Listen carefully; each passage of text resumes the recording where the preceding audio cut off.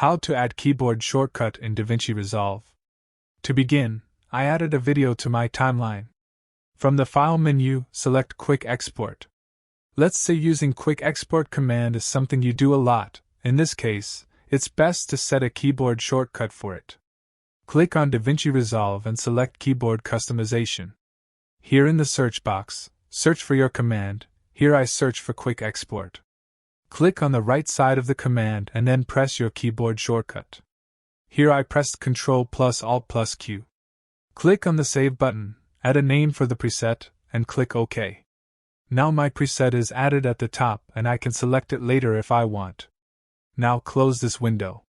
Now every time I want to quick export the video, I can just press Ctrl+Alt+Q. To update a keyboard shortcut, open up Keyboard Customization again. Search for the command, then click on this button to remove the shortcut and add another shortcut. Click on Save button and close this window. Anyway guys, thanks for watching and I hope you found this useful.